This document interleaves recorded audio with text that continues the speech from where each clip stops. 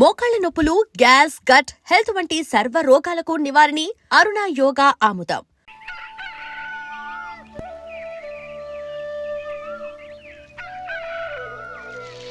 ఒరే పిల్లలు లేవంట్రా, పొద్దెక్కింది. స్కూల్కి వెళ్ళరా. కాకిగోల ఈ ముసలమ్మ కాసేపు పడుకోనేవద్దు కదా. ఒరే గోపాలం, విన్నావా? వీళ్ళు నోటికొచ్చినట్టు వాగుతున్నారు. నేను ముసల్దాన్నంట, నాది కాకిగోలంట. అబ్బా, ఇప్పుడు వాళ్ళు ఏమన్నారే? నువ్వు ముసల్దానివి కాదా? నాకే నువ్వు నానమ్మవి, వాళ్ళు పసిపిల్లలు. ఒరే, మీ అన్నదమ్ములంతా కలిసి నన్ను చాలా ఇన్సల్టింగ్ చేస్తున్నారు.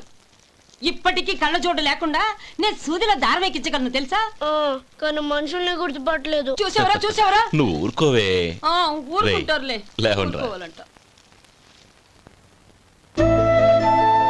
గుడ్ మార్నింగ్ అన్నయ్య. Good morning. గొప్ప అన్నదమ్ములు. ఈయనగారి ముఖం చూస్తే గాని వాళ్ళు లేవరు, వాళ్ళు లేచేదాకా ఈయనగారు లేపరు. రేయ్, ఈ రోజు నుంచి మీరు వేపులతో పళ్ళు తోముకునే అవసరం లేదు. మరి బొగ్గో కచ్చికితో తోముకోవాలా? కాదు నానమ్మా, బ్రష్ పేస్తో. రేయ్, ఈ బ్రష్ నీకు, ఇది నీకు, ఇది నీకు. లెండెన్ వెళ్ళి మొహాలు కడుకుందాం. ఒరే గోపాల, ఏమిటి నానమ్మా? ఆ పేస్ట్ బ్రష్ ఎంతరా? 20 రూపాయలే నానమ్మా. ఎందుకురా నువ్వు కష్టపడి సంపాదించిన డబ్బులంతా ఇలా తగలేస్తావు? ఏ వేపుల్లలతో తోముకుంటే పళ్ళు అరిగిపోతాయా? చిన్న పిల్లలు కదా నానమ్మా. ఆయన నేను సంపాదించేది ఎవరి కోసం? నా తమ్ముడు కోసమే కదా. చూడరా, నా బ్రష్ ఎంత నొరుగొస్తుందో. ఏం కాదు, నా బ్రష్ ఎక్కువ నొరుగొస్తుంది. కావాలంటే చూసుకో.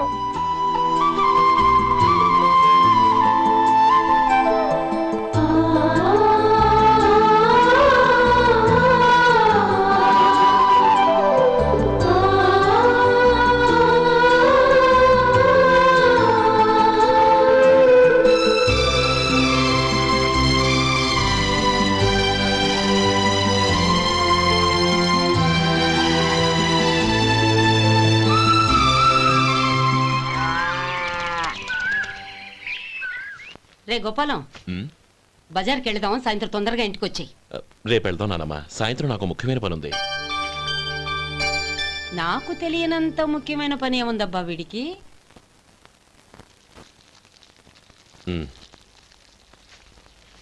అరే చెప్పడం మర్చిపోయాను, ఇంట్లో బియ్యం నిండుకున్నాయిరా. ఈ పూటకున్నాయిగా, సాయంకాలం వచ్చేప్పుడు తెస్తాను. అలాగే. సరే, చిన్నాళ్ళిద్దరు టైంకి స్కూల్కి వెళ్ళారా? వెళ్ళారు. ఆ గోపిగడికి స్కూల్ దూరం అయిందంట్రా. రోజు నడవలేకపోతున్నాను, కాళ్ళు లాగుతున్నాయి అంటున్నాడు. వాడికి సైకిల్ కావాలంట్రా. వాడు వెళ్ళి ఎంతసేపు అయింది? ఇప్పుడే. రే, ఎక్కడికి? కాఫీ తాగి వెళ్ళరా. రే తమ్ముడు, రే గోపే, ఆగు. ఏంటన్నయ్య? స్కూల్ బాగా దూరం అయిందిరా. అవునన్నయ్య. కాళ్ళు అవుతున్నాయా? పర్లేదన్నయ్య. సరే, ఓ పని చెయ్యి, నా భుజాల మీద కూర్చో, నేను తీసుకెళ్తాను. అబే వద్దన్నయ్య, ఎవరైనా చూస్తే బాగోదు. ఏంట్రా బాగోదు? నా తమ్ముడిని నేను మోస్తే ఎవరికి రా ఇబ్బంది? దా కూర్చో, దా, కాలు పెట్టు. జాగ్రత్తరా.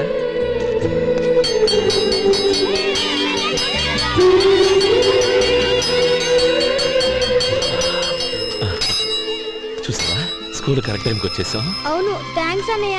తమ్ముడు, డబ్బు చేతికి అంతగానే సైకిల్ కొనిస్తానే. అలాగే అన్నయ్య. టాటా అన్నయ్య. టాటా.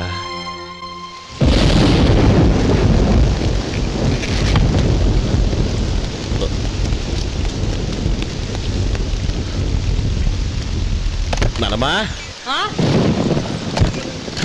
చూడరా, ఇల్లంతా కారుతోంది.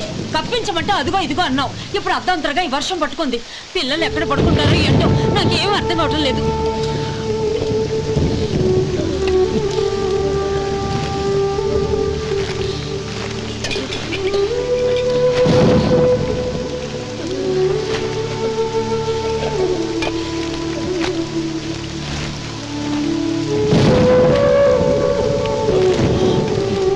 నానమ్మా, కింద తుడిచి పిల్లలకి పక్కై.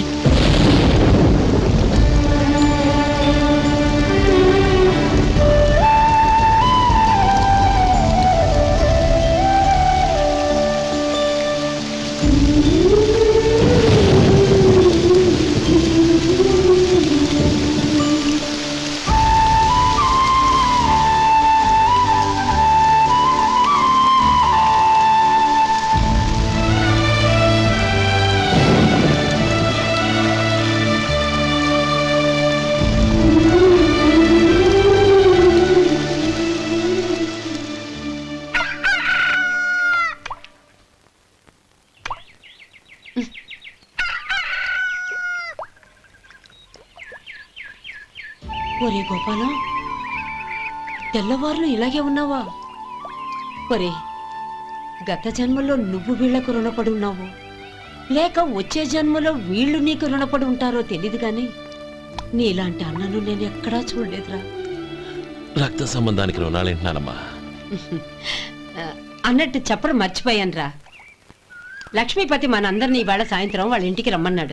రండి రండి. ఏంట్రా ఉన్న పడంగా అందరినీ కట్టకట్టుకొని రమ్మని పిలిచావు? ఏంటి విశేషం? ఏం లేదమ్మమ్మా, రేపు మంచి రోజు. నా చెల్లెళ్ళకి నీ తమ్ముడికి నిశ్చితార్థం ఏర్పాటు చేశాను. అంచేత ఈ రాత్రికి మీరు ఇక్కడే భోజనాలు చేసి పడుకుంటే రేపు పొద్దున్న ఆ కార్యక్రమం కాస్త పూర్తి చేసుకోవచ్చు. బావా, మరీ అంత ఈ హడావుడి విషయంలో నువ్వే మాట్లాడొద్దు. నిన్ను అడిగితే నీ తమ్ముళ్ళ పెళ్లిళ్ళయ్యాక చేసుకుంటానంటావు. ఈలోగా నా చెల్లెలు ఇదిగో ఇలా అయిపోద్ది. ఏంటి? అందుకే నేను ఈ నిర్ణయం తీసుకున్నాను. రేపు తెల్లవారుజామున మంచి ముహూర్తం ఉంది. ఆ ముహూర్తానికే నిశ్చితార్థం, అంతే. అది ఇంకేం? రాధా, నీకిద్దరు పిల్లలు పుడతారు, ఓ పాప ఓ బాబు. అదేం కుదరదు, నాకు 10 మంది కావాలి. ఆ? అవును, ఇల్లంతా ఎప్పుడు పిల్లలతో కలకల్లాడుతూ ఉండాలి. 10 మంది సరిపోతారా? అన్నయ్య అన్నయ్య, అర్జెంట్ గా పాస్కి వెళ్ళాలన్నయ్య. కింద బాత్రూమ్ ఉంది, వెళ్ళు. అక్కడ కనిపించలేదు అన్న. కిందకెళ్ళి వెతుకో, అదే కనబడుతుంది. అన్నయ్య అర్జెంట్ అన్నయ్య, నువ్వు తీసుకెళ్ళవు. అబ్బబ్బబ్బా, విసిగించుకో, ఇక్కడి నుంచి వెళ్ళు. నువ్వు ఉండు రాధా, పదమ్మా, నేను తీసుకెళ్తాను.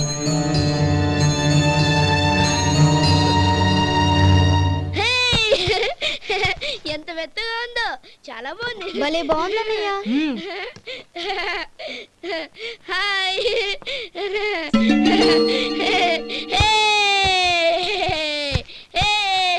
అయ్యో నా మంచం, నువ్వు ఎక్కి తొక్కడానికి నా మంచమే దొరికిందా? దిక్కెందుకి? అయ్యో నా పౌడర్. ఏయ్, నువ్వు మనిషివా దున్నపోతువా? ఏయ్, నా మీద దూకుంటున్నావా? నీ చుండ్రంతా నాకు అంటించారుగా. నా పాలిటి శనిగాళ్ళలో దాపురించారు. ఏంటా చూపులు? బయటికి పోండి. రాధా, ఏంటి గొడవ? చూడండి, మంచం అంతా తొక్కేసి నా పౌడర్లు సెంట్లు ఎలా నాశనం చేశారు ఈ దెయ్యాలు.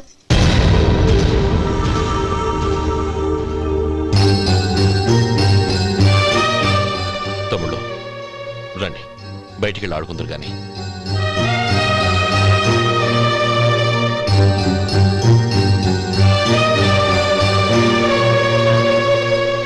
ఏమ్మా, బావగారు తమ్ముళ్ళు నిన్ను బాగా విసిగిస్తున్నారా? విసిగించడం కాదన్నయ్య, ప్రాణాలు తీసేస్తున్నారు. పెళ్ళయి నేను ఆ ఇంట్లో కాలు పెట్టక ముందు రోజే ఆ దరిద్రుల్ని హాస్టల్లో చేర్పించేయాలి. అప్పుడే నాకు మనశ్శాంతి.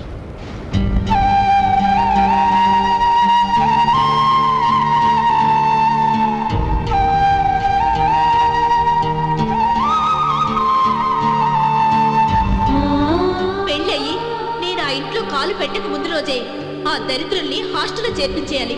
అప్పుడే నాకు మనశ్శాంతి.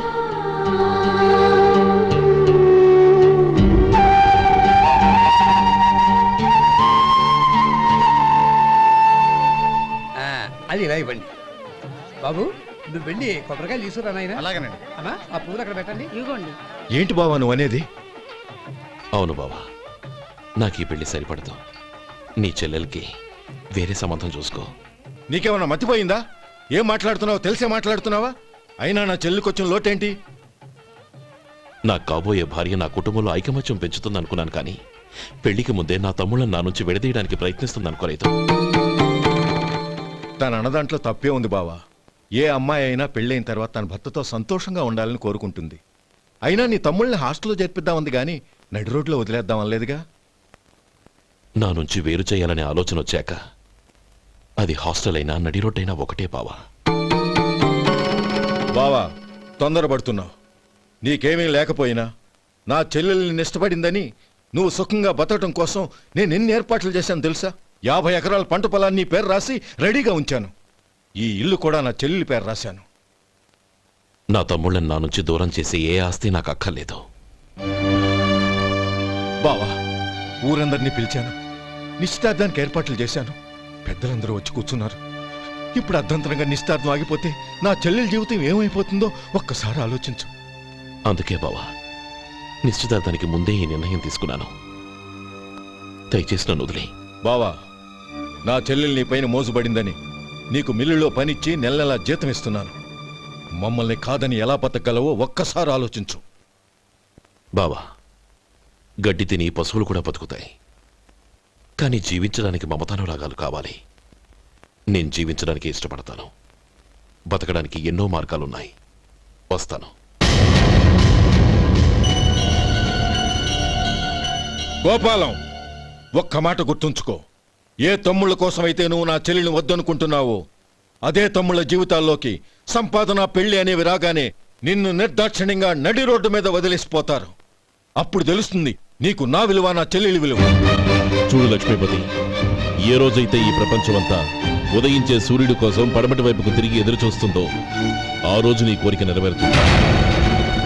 ఓహో, అంత గొప్పవాళ్ళ నీ తమ్ముళ్ళు? గొప్పవాళ్ళు కాదు, సామాన్యులు. అందుకే నాకంత ధైర్యం.